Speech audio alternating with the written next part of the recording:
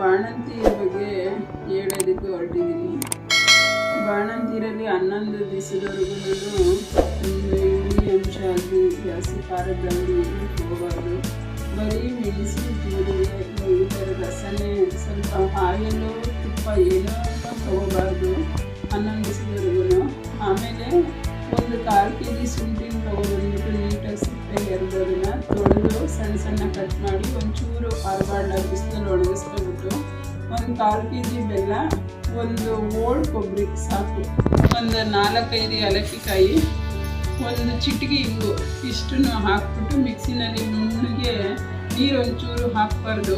ಬೆಲ್ಲ ಹಾಕೋದ್ರಿಂದ ಒದ್ದೆ ಆಗುತ್ತೆ. ಫಸ್ಟು ಶುಂಠಿ ಪೌಡ್ರ್ ಮಾಡ್ಕೋಬೇಕು, ಆಮೇಲೆ ಕೊಬ್ಬರಿನ ಹಾಕಿ ಪುಡಿ ಮಾಡ್ಕೋಬೇಕು. ಇದೆರಡು ಆದಮೇಲೆ ಬೆಲ್ಲನ ನುಣ್ಣಗೆ ಚೆಚ್ಕೊಬಿಟ್ಟು ಅದರೊಳಗಡೆ ಮತ್ತೆ ಇದನ್ನು ಸುರ್ಕೊಂಡು ಎಲ್ಲ ಒಟ್ಟಿಗೆ ಪುಡಿ ಮಾಡ್ಕೊಬಿಟ್ರೆ ಬೆಲ್ಲ ಹಿಡಿದು ಒಂಥರ ಇದಾಗುತ್ತೆ, ಪಾಕ ಥರ ಆಗುತ್ತೆ. ಅದನ್ನು ತೊಗೊಬಿಟ್ಟು ಒಂದು ಇಷ್ಟು ದಪ್ಪ ಬರುತ್ತೆ, ಇಷ್ಟು ದಪ್ಪ ಸಾಕು. ಈ ಥರ ಒಂದು ಹೆಬ್ಬೆಟ್ಟು ಸೈಜ್ಗೆ 30 ಉಂಡೆ ಮಾಡಿ ಒಣಗಿಸ್ಕೊಡಿ. ಅದನ್ನು 30 ಉಂಡೆ ಮಾಡ್ಕೊಂಡು 11 ದಿವಸ ಆದಮೇಲೆ 30 ದಿವಸ ಅದನ್ನು ಡೈಲಿ ಒಂದೊಂದು ಉಂಡೆ ಬೆಳಿಗ್ಗೆ ಅಗಿಟ್ಬಿಟ್ಟು ತಗೊಂಡ್ರೆ 30 ದಿವಸ ಶೀತ ವಾತ ಪಿತ್ತ ಎಲ್ಲನೂ ಎಳೆಯುತ್ತದು. ಮತ್ತು ಜೀರ್ಣಶಕ್ತಿ ಇರುತ್ತೆ ಮಕ್ಕಳಿಗೆ. ಚೆನ್ನಾಗಿ ನೀರು ಕುಡಿಬೇಕು. ನಾವು ಬಾಣಂತಿ ನೀರು ಚಿಕ್ಕ ಲೋಟದಲ್ಲಿ ಅಷ್ಟೇ ಕುಡಿಬೇಕು, ನೀರು ಕುಡಿಬಾರ್ದು ಅಂತಾರೆ. ಬಿಸಿನೀರು ನಿಮಗೆ ಎಷ್ಟು ಇವಾಗ ಏನು ಹಾಟ್ ವಾಟರ್ ಬಾಟ್ಲುಗಳಿದೆ ಹಾಕಿಟ್ಕೊಳ್ಳಿ, ನಿಮಗೆ ಬೇಕನ್ನಿಸ್ತಷ್ಟು ನೀರು ಕುಡೀರಿ. ಬಾಣಂತಿನಲ್ಲಿ ನೀರಿನ ಅಂಶ ಮಗುಗೆ ಹಾಲು ಫೀಡ್ ಮಾಡ್ತಾ ಇರ್ತೀವಿ ನಾವು, ಹಂಗಾಗಿ ನೀರಿನ ಅಂಶ ಕಡಿಮೆ ಆಗುತ್ತೆ. ನಾವು ಅವ್ರು ಹೇಳ್ದಂಗೆ ಹಿಂದಿನ ಕಾಲದವರು ಸ್ವಲ್ಪ ಹೇಳ್ತಾರೆ, ಅವ್ರು ಹೇಳೋದ್ರಲ್ಲೂ ಅರ್ಥ ಇದೆ. ನಾವು ಅವ್ರು ಹೇಳೋ ಥರ ಬಾಣಂತನ ಮಾಡ್ಕೊಂಡು ಅವರೆಲ್ಲ ಎಷ್ಟು ಗಟ್ಟುಮುಟ್ಟಿಯಾಗಿದ್ದಾರೆ. ನಾವೇ ಈ ಥರ ಒಂಥರ ಟೊಳ್ಳಾಗಿರೋದು. ಅದಕ್ಕೆ ಬಿಸಿನೀರು ಕುಡಿದ್ರೆ ಏನು ಸಮಸ್ಯೆ ಆಗಲ್ಲ. ಊಟ ಮಾಡಿದಾಗ ಜಾಸ್ತಿ ನೀರು ಒಂದೇ ಸತಿ ಕುಡಿಯೋಕ್ಕಾಗಲ್ಲ. ಆವಾಗ ಜಾಸ್ತಿ ನೀರು ಕುಡಿದ್ರೂ ಹೊಟ್ಟೆ ಹಿಗ್ಗಿರುತ್ತೆ. ಆ ಟೈಮಲ್ಲಿ ಹಿಗ್ಗಬಾರ್ದು. ನಮಗೆ ಫಸ್ಟ್ ಟೈಮ್ ನಾವು ಗರ್ಭಿಣಿ ಆಗಿರುವಾಗ ಹೊಟ್ಟೆ ಹಿಗ್ಗಿರುತ್ತೆ, ಅದನ್ನು ನಾವು ಸುಂಡಿಸ್ಕೋಬೇಕು ಹೆಣ್ಮಕ್ಳು. ಹಾಗಾಗಿ ಊಟ ಮಾಡಿದಾಗ ಒಂಚೂರು ನಿಮ್ಗೆ ಇಷ್ಟ ಇದ್ದರೆ ಕುಡೀರಿ, ಇಲ್ಲಾಂದರೆ 1/2 hour ಬಿಟ್ಟು ಚೆನ್ನಾಗಿ ಬೇಕಾದಷ್ಟು ನೀರು ಅವಾಗವಾಗಾದರೂ ಸ್ವಲ್ಪ ಕುಡೀರಿ. ಒಂದೇ ಸತಿ ಕುಡಿದು ಒಂಥರ ಹೊಟ್ಟೆನ ಇದು ಮಾಡ್ಕೊಳಕ್ಕೆ ಹೋಗ್ಬೇಡ್ರಿ. ಕೆಲವು ಹೆಣ್ಮಕ್ಳಿಗೆಲ್ಲ ಡೆಲಿವರಿ ಆಗಿ ಒಂದು 30 ವರ್ಷದ ಒಳಗಡೆನೇ ಇರುತ್ತೆ, ಮತ್ತೆ ಪ್ರೆಗ್ನೆಂಟ್ ಥರನೇ ಇರ್ತವೆ ಹೆಣ್ಮಕ್ಳು. ಅದು ನಾವು ಈ ಥರ ಮಾಡ್ಕೊಳ್ಳೋದ್ರಿಂದ ಒಂದೇ ಸತಿ ಊಟ ಮಾಡಿಬಿಟ್ಟು ಒಂದೇ ಸತಿ ನೀರು ಕುಡಿದಾಗ ಜಾಗ ಸುಂಡಲ್ಲ, ಕರಳು ಕಾಯಿ ಕಟ್ಕೊಬಿಡುತ್ತೆ. ನಿಮ್ಗೆ ಎಷ್ಟು ಒಂದು ಚಿಕ್ಕ ಗ್ಲಾಸ್ ಬೇಕಾ ಕುಡೀರಿ. ಅವಾಗ ಬಿಸಿ ನೀರು ಇಟ್ಕೊಂಡು ಕುಡೀರಿ, ಏನೂ ಸಮಸ್ಯೆ ಆಗೋದಿಲ್ಲ. ನೀರಿನ ಅಂಶನೇ ಇಲ್ಲ ಅಂದರೆ ಫೈಲ್ಸು ಕೆಲವು ತುಂಬ ಶುರುವಾಗೋದು. ಬಾಣಂತಿನಲ್ಲೇ ಫೈಲ್ಸು ಶುರುವಾಗುತ್ತೆ. ನೀರಿನ ನೀವು ಕುಡಿದೀರಾ, ಇದು ಮಾಡಬೇಡಿ, ನೀರು ಚೆನ್ನಾಗಿ ಕುಡೀರಿ. ಆಮೇಲೆ ಹಾಲು ಕಡಿಮೆ ಆಗೋಗುತ್ತೆ. ಈಗ ಸಿಸರಿನ್ ಹೆಣ್ಮಕ್ಳಿಗೆ ಅಷ್ಟೇ ಶಕ್ತಿ ಇಲ್ಲ, ಅವಕ್ಕೆ ಒಂದೊಂಚೂರು ತಿಂತವೆ. ಸಿಸರಿನ್ ಬೇರೆ ಆಗಿರುತ್ತೆ. ಕೆಲವು ನಾರ್ಮಲ್ ಡೆಲಿವರಿ ಆಗಿರೋವೂ ಒಂದಿಷ್ಟು ತಿಂಕೊಂಡು ಸ್ಕೂಲ್ಗೆ ಹೋಗುವಾಗ ಅವಕ್ಕೆ ಟೈಮಿನ ಅಭಾವ, ಮತ್ತು ಕೆಲ್ಸಕ್ಕೆ ಹೋಗ್ತಿರ್ತವೆ ಆವಾಗೂ ಟೈಮಿನ ಅಭಾವ. ಒಂದೊಂದು ತಿಂತವೆ, ಅವಕ್ಕೆ ಒಂದು ತರಕಾರಿ ತಿಂದಿರಲ್ಲ, ಒಂದು ಸೊಪ್ಪು ತಿಂದಿರಲ್ಲ, ಶಕ್ತಿ ಇರಲ್ಲ. ಹಾಗಾಗಿ 1 ತಿಂಗಳು ಮಗುಗೆ ಕೆಲವರು ಹಾಲಿಲ್ಲ ಅಂತ ಅಂತಾರೆ. ಅದಕ್ಕೋಸ್ಕರ ನೀವೇನು ಮಾಡಬೇಕು ಅಂದರೆ ಫಸ್ಟು 1 ತಿಂಗಳಿಗೆ ಅಥವಾ ಹಾಲು ತುಂಬ ಕಡಿಮೆ ಆದರೆ, ಅಥವಾ 2 ತಿಂಗಳ ಮೇಲೆ ಕಮ್ಮಿ ಆದರೆ, 1 ತಿಂಗಳಿಗಾದರೆ ಒಂದು 4 ಬಾದಾಮಿ, ಒಂದು 4 ಖರ್ಜೂರ, ಇದನ್ನು ಒಣ ದ್ರಾಕ್ಷಿನ ಒಂದು 6-7 ಹಾಕ್ಕೊಳ್ಳಿ. ಬೆಲ್ಲ ಕೆಲವರಿಗೆ ಹೀಟ್ ಆಗುತ್ತೆ, ಸಕ್ಕರೆ ಅಂತೂ ಬೇಡವೇ ಬೇಡ. ಅದಕ್ಕೆ ಕೆಂಪು ಸಕ್ಕರೆ ಇದ್ರೂ ಪರವಾಗಿಲ್ಲ. ಇಲ್ಲ ಇದು ಸ್ವೀಟ್ ಆಗುತ್ತೆ. ಈ ಖರ್ಜೂರ ಮತ್ತು ಒಣ ದ್ರಾಕ್ಷಿ ಸ್ವೀಟ್ ಆಗುತ್ತೆ ಇದು. ಹಂಗಾಗಿ ನೀವೇನು ಹಾಕ್ಕೊಳ್ದಿರಬೇಕಾದ್ರೂ ಕುಡಿಬೋದು. ಮತ್ತು ಇದು ಗಸಗಸೆ ನೀವು 1 ಚಮಚ 2 ಚಮಚ ಆದರೂ ಸರಿನೇ ಗಸಗಸೆ ತಗೊಳ್ಳೋದ್ರಿಂದ ಮಗುಗೂ ಮೈಗೆ ಒಳ್ಳೆ. ನೀವು ಇದನ್ನು ತಗೊಂಡಾಗ ಫಸ್ಟು ಇವನ್ನೆಲ್ಲ ತೊಳ್ಕೊಬಿಡ್ರಿ. ಇದು ಖರ್ಜೂರ, ಬಾದಾಮಿ ಮತ್ತು ಒಣ ದ್ರಾಕ್ಷಿ, ಒಂಚೂರು ಒಣ ಕೊಬ್ಬರಿ ಒಂದು ಸ್ವಲ್ಪನೇ ಹಾಕ್ಕೊಳ್ಳಿ. ಒಂದು 2-3 ಚಮಚ ಹಾಕಬೇಕು. ತುರಿಬೇಡ್ರಿ, ಹಂಗೆ ಹಾಕ್ಕೊಳ್ಳಿ. ಅದು ನಾನು ಕಟ್ ಮಾಡಿಲ್ಲ ಕೊಬ್ಬರಿ, ಅದಕ್ಕೆ ತಗೊಳ್ಳಿಲ್ಲ.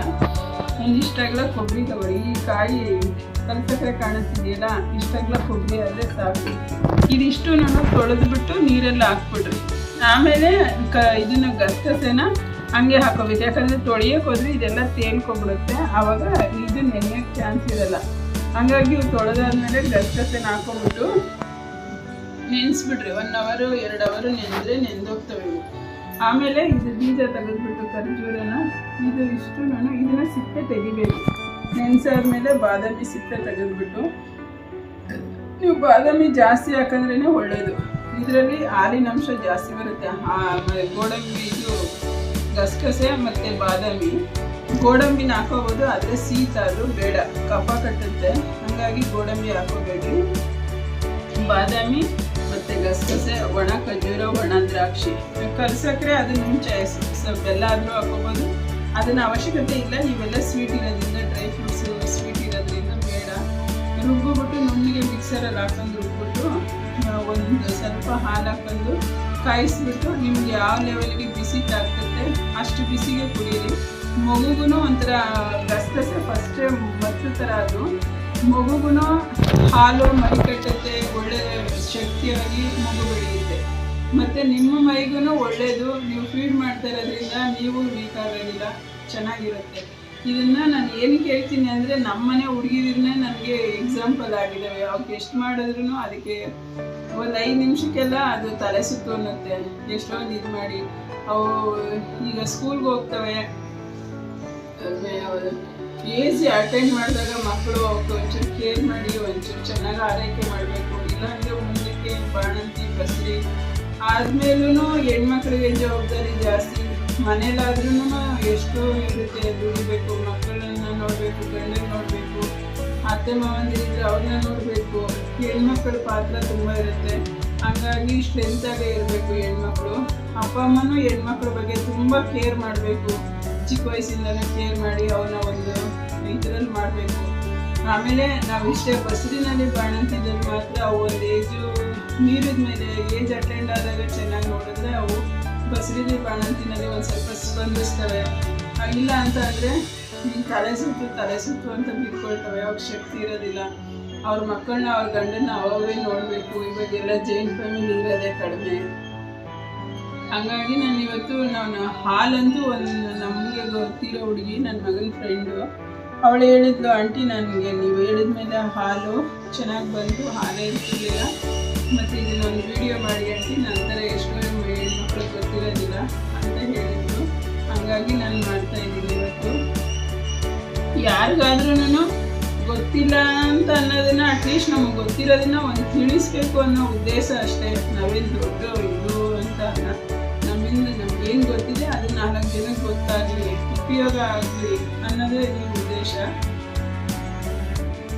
ಹುಡುಗ ಅಷ್ಟೇ ಚಿಕ್ಕ ವಯಸ್ಸಲ್ಲಿ ಅವ್ರಿಗೆ ಅದು ಈ ಕೋರ್ಸಲ್ಲು ಮತ್ತು ಕಸನ್ಸಲ್ಲಿಗೆಲ್ಲ ಹೋದಕ್ಕೂ ಸ್ವಲ್ಪ ಗಂಧದ ಪುಡಿನ ಅಪ್ಲೈ ಮಾಡಬೇಕು. ಕೆಲವರಿಗೆ ದೊಡ್ಡವರಾದ್ಮೇಲೆ ಕೈ ಮೇಲೆ ತೆಗೆದ್ರೆ ಸ್ಮೆಲ್ ಬರೋದು, ಆ ಥರ ಬೇವು ವಾಸನೆ ಎಲ್ಲ ಇರುತ್ತೆ. ಅದಕ್ಕೆ ಏನು ಮಾಡಬೇಕಂದ್ರೆ, ಮಕ್ಕಳು ಸಣ್ಣದಾಗಿ ಚಿಕ್ಕ ಮಕ್ಕಳು ಹುಟ್ಟಿದಾಗಿಂದನೂ ಅಷ್ಟೇ ನೀವು ಫಸ್ಟ್ ದಿನ ಸ್ನಾನ ಮಾಡಿಸ್ತೀರ.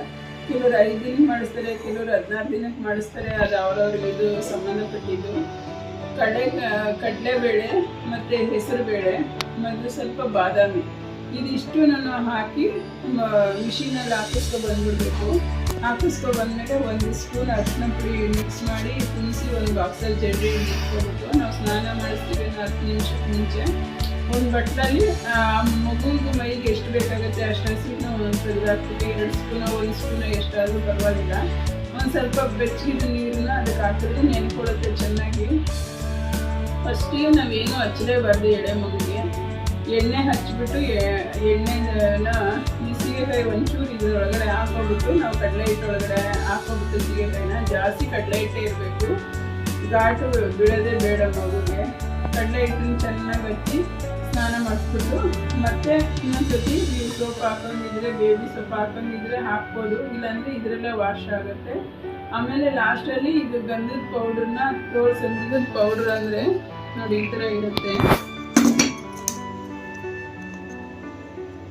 ನೋಡಿ ಈ ಥರ ಇರುತ್ತೆ. ಇದನ್ನು ತೋಳು ಸಂದು, ಕತ್ತಿನ ಸಂದು, ತೊಡೆ ಸಂದು ಎಲ್ಲ ಕಡೆಗೂ ಇದನ್ನು ಚೆನ್ನಾಗಿ ಉಜ್ಬಿಟ್ಟು ಲಾಸ್ಟಲ್ಲಿ ನೀರು ಹಾಕಿದ್ರೆ ಸಾಕು. ಅದು ಗಮ್ಮತ್ತಿರುತ್ತೆ ಮಕ್ಕಳು. ಇದನ್ನು ಹಣೆಗೂ ಸಹ ಇಟ್ಕೊಳ್ತಾರೆ. ಮತ್ತು ಎಲ್ಲರೂ ಹಣೆಗೂ ಸಹ ಇಟ್ಕೊಳ್ತಾರೆ. ಗಂಧದ ಪೌಡ್ರೆ. ಇದು ನೀವು ದೊಡ್ಡದು ಯಾವುದನ್ನ ತಗೊಳ್ಳಿ. ನಾನು ಮತ್ತೆ ಇವಾಗ ನಮ್ಮ ಮಗುಗೆ ಆ ಮಗುನ ನಾನು ಊರಿಗೆ ಕಳಿಸಿದ್ದೆ. ಅವರು ಹಾಕಲಿಲ್ಲ, ಒಂಥರ ನನಗೆ ಇವಾಗ ನನ್ನ ಸ್ಮೆಲ್ ಥರ ಅನ್ನಿಸ್ತು. ಅದಕ್ಕೆ ನಾನು ಇವಾಗ ಸುಮಾರು ಒಂದು 2-3 ತಿಂಗಳಿಂದ ಮತ್ತೆ ಹಾಕ್ತೀನಿ. ಊರಿಂದ ಬಂದಾಗಿಂದ ಮತ್ತೆ ಹಾಕ್ತಾ ಇದ್ದೀನಿ. ಅದಕ್ಕೆ ನಾನು ಅದಕ್ಕಾಗೇ ಚಿಕ್ಕ ಬೈಕ್ ಅದಕ್ಕೆ ತೋರಿಸ್ದೆ.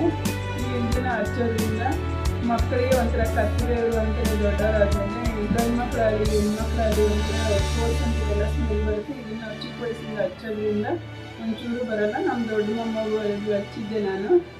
ಒಂದು ದಿನ ಸಮಯ ಸಂದರ್ಭ ಸ್ನಾನ ಮಾಡಿಸಿಲ್ಲ ಅಂದರೂ ಸಹ ಒಂದು ಚೂರು ಇದು ಸ್ಮೆಲ್ ಬರಲ್ಲ ಅವನ ಹತ್ರ. ಇದನ್ನು ಹಚ್ಚೋದ್ರಿಂದ ತುಂಬ ಒಳ್ಳೆಯದು.